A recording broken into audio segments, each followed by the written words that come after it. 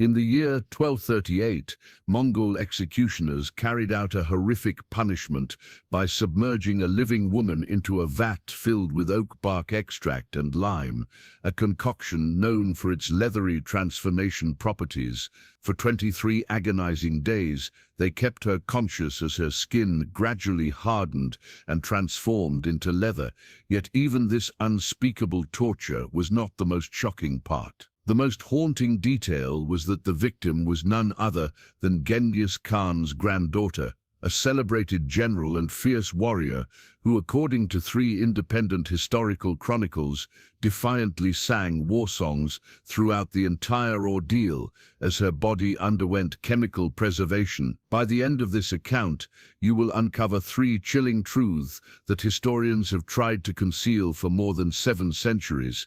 First, the precise chemical process that turned living human flesh into leather while leaving the victim's mind terrifyingly aware. Second, the identity of this legendary female general and the dark reasons her own family decreed such a fate. And third, why the Mongols themselves viewed this act of cruelty as a form of mercy. If you want to explore history's most brutal realities, the ones conveniently omitted from textbooks, then prepare yourself, because what follows is drawn directly from Persian chronicles, the secret histories of the Mongols, and declassified Soviet forensic documents that UNESCO allegedly suppressed until 2003. To truly understand how and why this atrocity took place, we must journey back to 1238 and revisit the forgotten saga of the warrior women the world chose to erase. The Mongol Empire did not conquer nearly 20% of the Earth's landmass by chance. By the year 1240, its armies had seized control of territories stretching from Korea in the east to Hungary in the west, and from the frozen reaches of Siberia down to the deserts of Iraq. Under their dominion lived more than 100 million people. Yet, there is a truth your history books likely omitted. Around 20% of the Mongol military officer corps consisted of women. These were not medics, attendants, or camp followers. They were battle-hardened commanders who led cavalry charges, orchestrated sieges, and personally executed prisoners. Even Genghis Khan's own daughters ruled vast regions equivalent in size to modern-day France. This empowerment was not ceremonial but deeply ingrained in Mongol culture. From the age of 4, Mongol girls trained rigorously in horseback archery and combat, embodying the same martial ferocity as their male counterparts. The Persian historian Rashid al-Din once remarked that these women were even more terrifying than the men because they fought without the hesitation of mercy. Yet, the same society that revered strength held failure in utter contempt. For the Mongols, defeat was a disgrace, worse than death. Male generals who lost in battle were granted swift executions, a bowstring looped around the neck, one decisive pull, and honor was restored through death. Female commanders, however, especially those of noble birth, faced a punishment so unimaginably cruel it was designed to stain memory itself. Their penalty was known as holek, meaning skin-changing, a ritual transformation that turned failure into an everlasting warning to others. What follows is not a legend or a dramatization, but a record preserved in multiple historical sources. The Tarakai Jahenishe, written by Jove just 22 years after these grim events, the secret history of the Mongols, whose cryptic passages were only translated centuries later, and the testimonies of Armenian monks who witnessed the aftermath and recorded their horror. To comprehend the true nature of Holek, we must understand its gruesome science. Human skin consists of 3 layers: the epidermis, the dermis, and the subcutaneous tissue. In leather tanning, the goal is to dissolve the proteins in the dermis while preserving the structure of the collagen fibers. Modern tanners achieve this through chromium salts and synthetic chemicals, but in the 13th century, the Mongols found their own horrifyingly effective method. The Mongols had mastered a method by 1200 AD that could chemically turn a living person into leather without killing them first. And the procedure, grisly in its precision, unfolded in distinct, deliberate stages. According to Juven's chronicle, Stage 1 was the lime bath, lasting 72 hours, during which the victim was stripped and submerged up to the neck in a warm solution of quicklime and water. Quicklime calcium oxide is a highly caustic substance that aggressively degrades organic tissue, dissolves fat, and at the concentrations described would consume the outer epidermis in roughly 3 days. And because the Mongols maintained the solution at about body temperature, warm enough to accelerate chemical action but not hot enough to induce fatal shock, the outer skin peeled away slowly while nerve endings remained painfully exposed, meaning the victim experienced every burning, tearing sensation in real time, and as Juveni recorded, their cries could be heard across the camp, yet they persisted. Stage 2, the tannin submersion, followed for another 18 to 21 days. Once the epidermis was gone, the victim was moved into a second vat containing oak bark extract, concentrated tannic acid blended with animal fats, essentially the same chemistry tanners use to convert rawhide into leather. Tannins, however, are capable of penetrating living tissue, and at body temperature, their molecules infiltrate the dermis and chemically bond with collagen fibers, cross-linking and stabilizing them so the tissue is effectively preserved and cured even while circulation continues, the transformation proceeding from the extremities inward so that arms and legs would change first, the flesh shifting over days into the brown-gray tones of cured leather, while the person watched and felt the process. Stage 3 is where the preservation becomes paradoxically diabolic, because the very chemistry that halts putrefaction also prolongs conscious suffering. What should be described as a method of long-term preservation becomes an instrument of prolonged, exquisitely controlled torment, designed to make failure a visible, enduring warning to others. The Mongols were fully aware that their victims could not survive the entire tanning process, as infection or organ failure would inevitably claim them before completion, yet the secret histories reveal that their shamans devised ways to artificially sustain life far beyond its natural limit. In the passages encoded within those chronicles, it is recorded that the shamans administered a combination of herbal stimulants to keep the heart beating and provided constant hydration to prevent dehydration, thereby ensuring that the victim's agony endured as long as possible. The Armenian chroniclers further described how these shamans force-fed the victims a thick paste made from animal liver, something that modern science has since shown to be rich in vitamin K, a compound critical for blood coagulation and internal stability. In other words, they were intentionally supplying the very nutrients needed to stave off death, deliberately prolonging the suffering.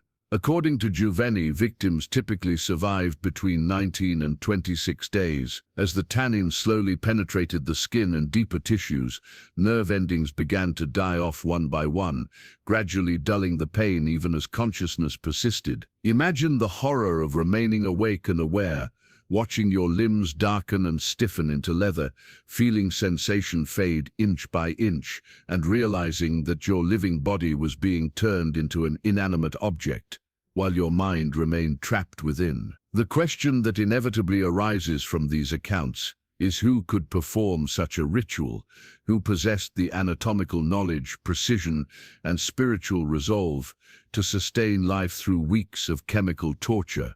The answer, chillingly, lies in Mongol spiritual hierarchy. Those who conducted the holic ritual were not mere executioners or soldiers, but the most spiritually revered figures within Mongol culture.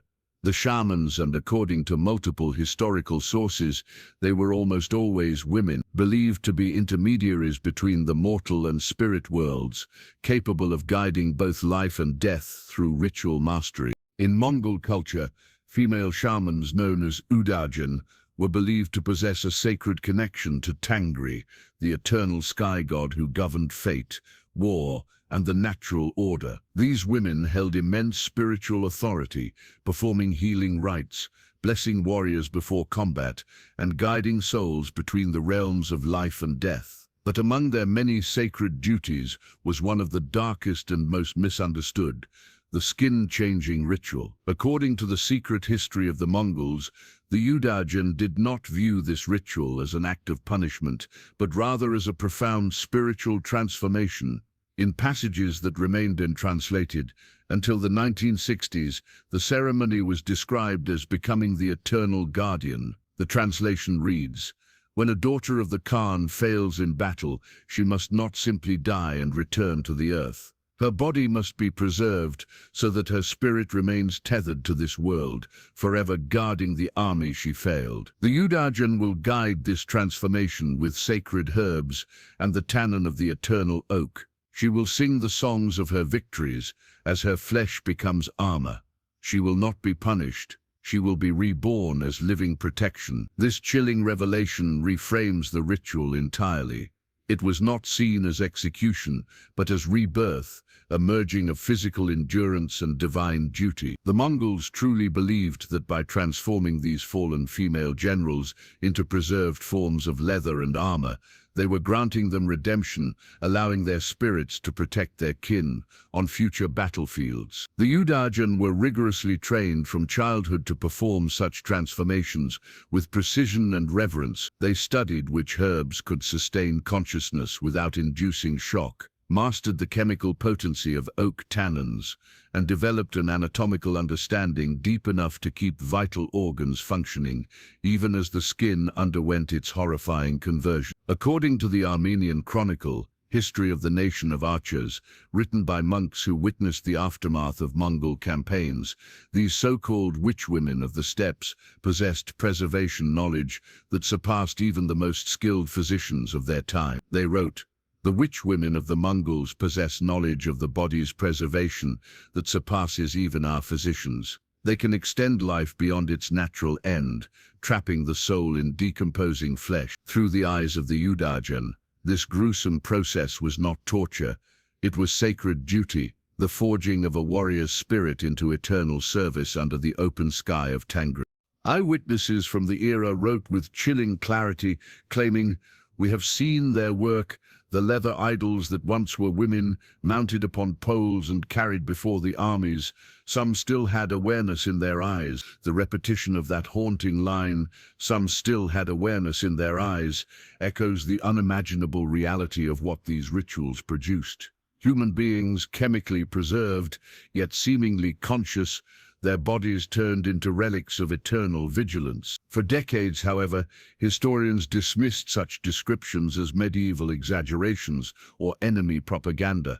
Chroniclers of that time were, after all, known to embellish the horrors of opposing forces, to vilify them. But that skepticism began to crumble in 1961, when Soviet archaeologists excavating the ruins of Karakorum, the ancient capital of the Mongol Empire, made a discovery that defied academic doubt. Within a sealed ceremonial chamber, they unearthed shamanic implements, bronze needles, vats lined with thick organic residue that upon testing revealed high concentrations of oak tannin and, most shockingly, stone tablets inscribed with ritual instructions that corresponded almost word for word to the accounts preserved in the Persian and Armenian chronicles. The findings were undeniable. The ritual of skin changing, Halek, was not myth, it was historical fact.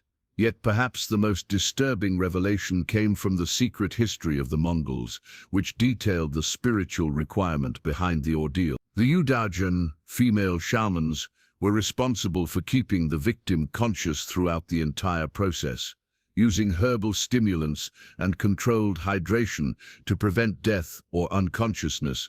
This was not merely cruelty, but a theological necessity. The Mongols believed that if the victim's spirit departed before the transformation was complete, the ritual would fail. The armor or idol created would be powerless, devoid of the protective essence meant to guard the living. In their cosmology, the agony was sacred. The consciousness of the victim was the vessel through which spiritual transmutation occurred. The suffering was not incidental, it was the mechanism of transcendence. And so, the ritual required awareness until the very end. You may now be wondering, was this fate recorded for anyone specific?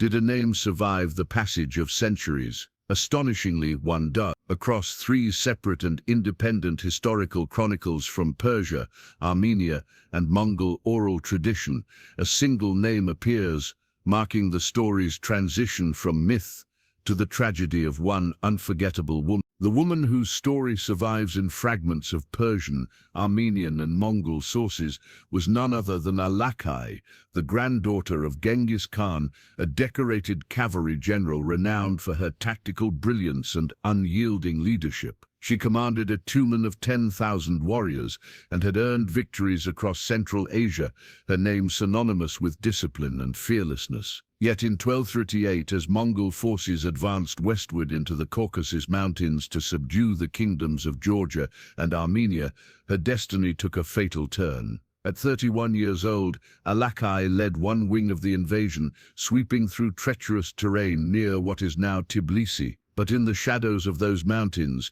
she made a single miscalculation, one that would undo her legacy. Believing her scouts' reports of a weakened enemy, she divided her forces across unfamiliar ground, unaware that Prince Ivan Nikagodzeli, the Georgian commander, had anticipated her approach. Knowing he could not match Mongol strength in open combat, Ivan employed the timeless strategy of terrain warfare, drawing her troops into a narrow valley prepared with rock slides and hidden cavalry. When Alakai's forces entered the gorge expecting a swift conquest, they instead met a meticulously orchestrated ambush. Rocks cascaded from the cliffs, crushing ranks, while Georgian heavy cavalry struck from the rear, cutting off retreat. The ensuing battle raged for 6 relentless hours. When the dust settled, 7,000 of her 10,000 warriors lay dead. Alakai herself survived, battered and grieving, and withdrew her remaining forces eastward. From there she sent messengers to Karakoram, reporting the defeat, and then awaited judgment from her kin and command. In Mongol military doctrine, defeat did not always equate to dishonor. Commanders who retreated strategically or preserved their soldiers could be pardoned if they proved their worth in later campaigns. But Alakai's failure was catastrophic. She had lost 70% of her army in a preventable ambush, and worse, as the granddaughter of the empire's divine founder, she was bound by an expectation of flawless command. Her bloodline demanded not mere competence, but perfection. For such a failure there was only one possible outcome. The Armenian Chronicle, History of the Nation of Archers, written by monks stationed near the Mongol encampments, preserves what happened next in chilling fidelity. Their account reads, "They brought forth the princess, daughter of the great lineage, and the women of power encircled her. We heard their songs, not of mourning but of invocation. She stood silent as the smoke rose, and the vats were prepared. Her eyes did not close as they began the changing of her flesh. Even at the end, her mouth moved in the songs of war." In the summer of 1238, the captured Mongol general, a woman of royal blood and unbroken resolve, was led in chains to the Mongol encampment outside Tbilisi. Witnesses wrote that she neither wept nor pleaded for mercy. When the sentence of Holik, the ritual of skin changing, was decreed by the Cruelty, the Grand Mongol Council, she accepted it in silence. Without protest, she unfastened her own armor and walked, head held high, toward the preparation tent where the Udajen, the shaman women, awaited her. For 19 days, her voice echoed across the valley, not with cries of agony, but with the war chants of her ancestors. On the 13th day, her voice weakened to a rasp. On the 17th, it diminished to a whisper. By the 19th it fell silent altogether, though the witch women continued their work, preserving her body for 4 more days until the transformation was complete. 19 days of choosing to sing rather than scream, of defying pain with pride, of embracing a belief so profound that she viewed her own disfigurement not as punishment but as transcendence. For more than 7 centuries, this account was dismissed as nothing more than grim medieval propaganda, a legend crafted to magnify Mongol cruelty. The details seemed too vivid, too ritualistic, too monstrous to be real. But in 1961, everything changed. By excavations at the site of ancient Karakorum, Soviet archaeologists uncovered a sealed ceremonial burial chamber dating back to the 13th century. Inside, they discovered bronze restraints coated in unknown chemical residue, two massive ceramic vats lined with layers of oak tannin deposits, and stone tablets inscribed in Mongolian script, detailing ritual procedures, each element matching the chronicles with eerie precision. Yet among the artifacts lay something far more shocking, something that would remain classified for 42 years. Preserved human remains, not skeletal fragments or mummified corpses, but sheets of chemically tanned human skin, mounted on wooden frames, supple and intact, after more than 700 years. The Soviet government immediately suppressed the findings, sealing the lead archaeologist report and announcing publicly that the chamber contained objects of ceremonial insignificance. Only in 2003, when the documents were finally declassified, did the truth resurface. Modern forensic scientists who examined the tissue samples confirmed the unimaginable. The material was indeed human, its cellular structure altered through exposure to tannic acid and lime, matching the chemical process described in the medieval chronicles. What had long been dismissed as myth was revealed as a terrifying reality. The ritual of Holik was not legend, it was history, preserved in both flesh and memory. Don't go anywhere, because what emerged from those Soviet laboratories forever altered the way humanity understands cruelty. When Soviet forensic pathologists first examined the tissue samples in 1961, they anticipated little more than confirmation of ancient tanning methods applied to the corpses of executed prisoners, perhaps preserved post-mortem for ceremonial use. What they uncovered instead pointed to something infinitely more horrifying. According to the declassified forensic report, translated from Russian and quietly published in a limited academic journal in 2004, the findings were unlike anything expected. The report reads, "Sample analysis reveals epidermal degradation consistent with extended lime exposure prior to death. Dermal collagen shows tannin cross-linking at depths, suggesting gradual penetration over 18 to 26 days. Most significantly, subcutaneous tissue samples reveal evidence of synthetic chemical compounds not consistent with medieval technology." This last statement baffled researchers. Among the preserved tissues, they found trace evidence of vitamin K analogues, organic compounds known to aid blood clotting and prevent internal hemorrhage. The implication was staggering. The tissues had been chemically treated, while still alive, with substances that mimicked modern biomedical principles. Vitamin K, as a scientific concept, wasn't even identified until 9. Yet the Mongols, through their shamanic pharmacology, had long utilized plants and animal organs rich in this compound, particularly liver, certain herbs, and leafy greens within their traditional medicine. This meant the shamans overseeing the ritual were not only aware of how to sustain biological functions, but were intentionally administering treatments to prevent death, thereby prolonging the agony. In other words, this was not crude barbarism. It was deliberate, medically informed manipulation of human physiology for the purpose of extending consciousness and pain as long as possible. The forensic analysis concluded, based on cellular degradation patterns, dermal penetration depth, and the presence of anti-hemorrhagic compounds, it is estimated the subject remained alive for a minimum of 23 days, with a maximum estimate of 26 days. Think about that.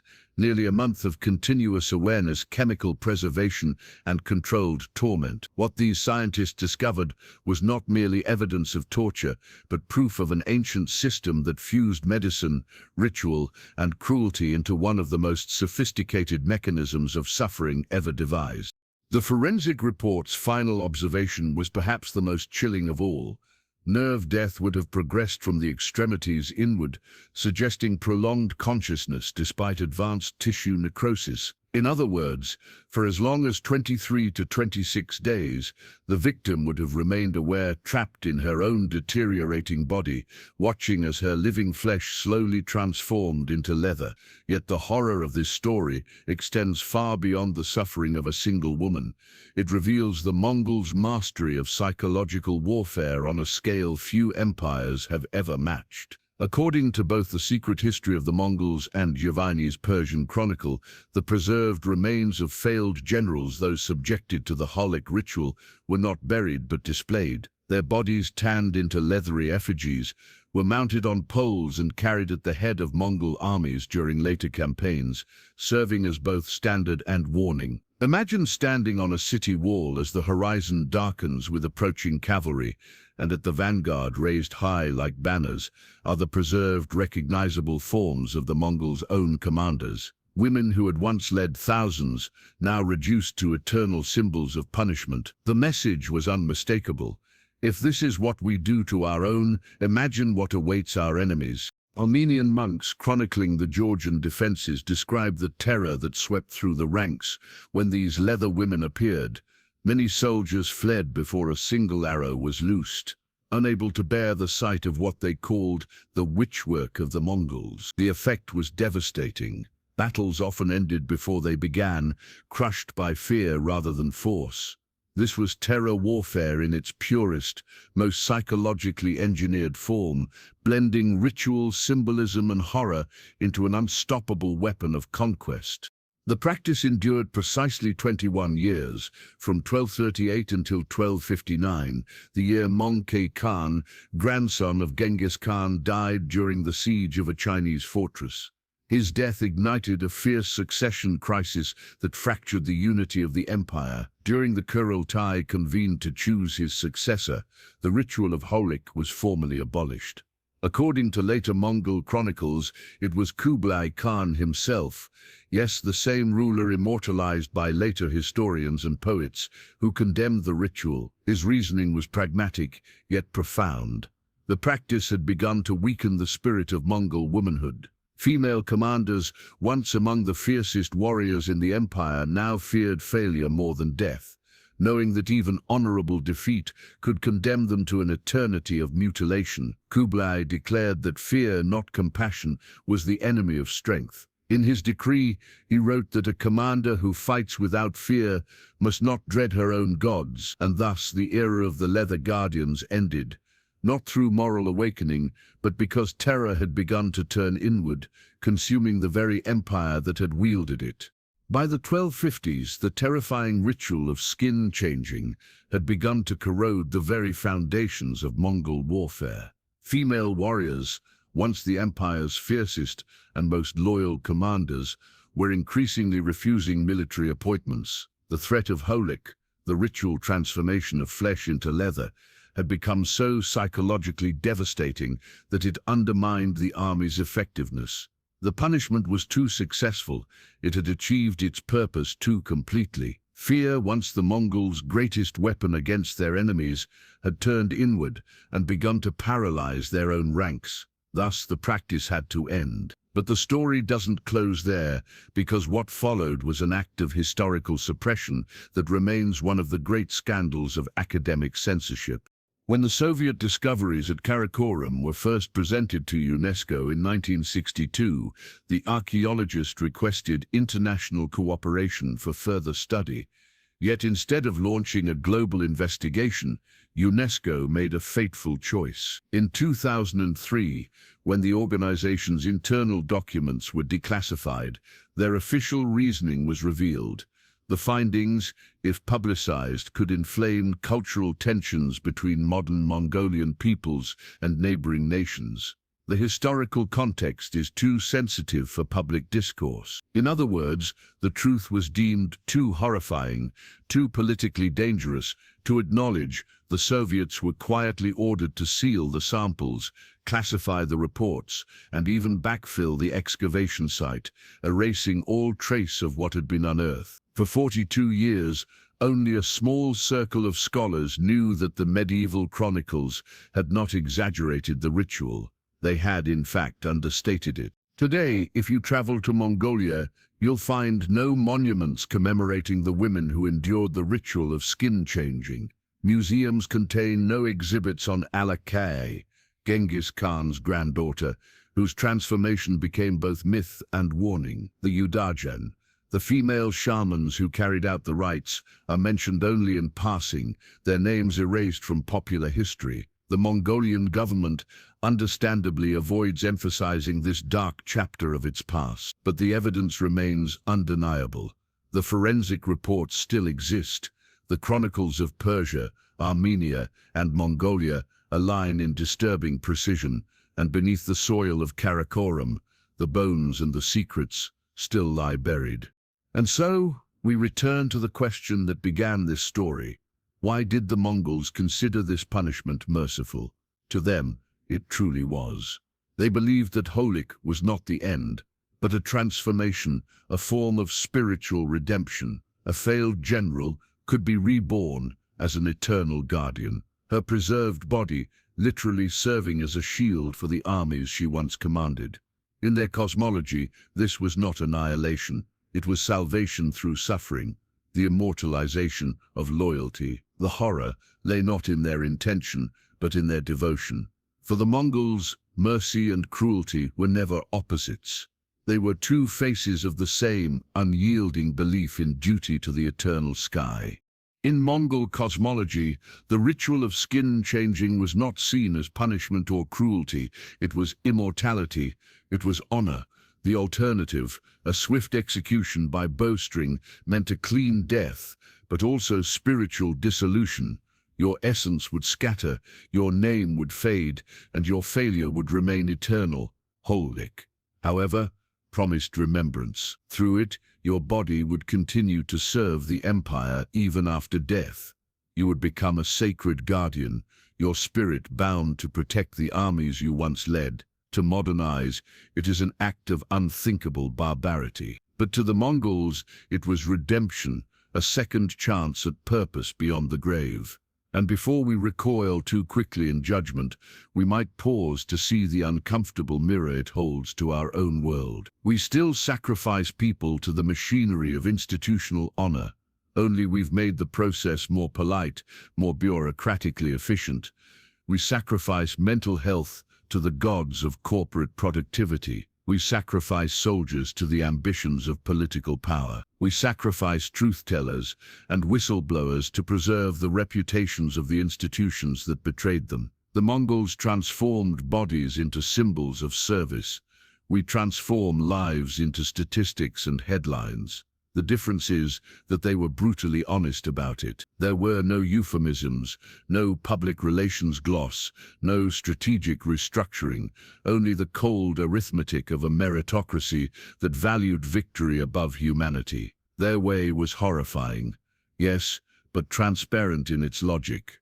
Ours hides behind civility. So I'll leave you with one question, an uncomfortable one that demands honesty rather than moral distance. If you lived in that world, under that belief system, which fate would you choose? The quick death that ends in oblivion, or 23 days of unimaginable agony for the promise of eternal remembrance to turn your failure into sacred purpose?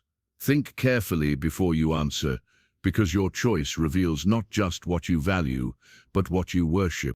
If you've made it this far, it means you're one of the rare few who refuses to look away from history's darkest corners, the ones most people choose to forget.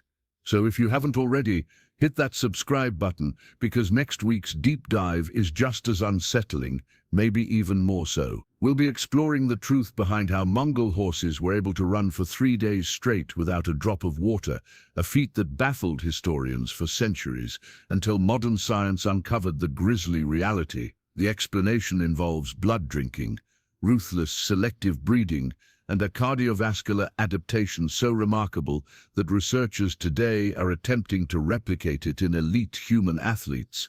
It's exactly as wild and disturbing as it sounds. Thank you for watching, and more importantly, thank you for not looking away. Remember, history isn't meant to be comfortable. It's meant to be understood, because only by confronting its ugliest truths can we stop ourselves from repeating them. I'll see you next time.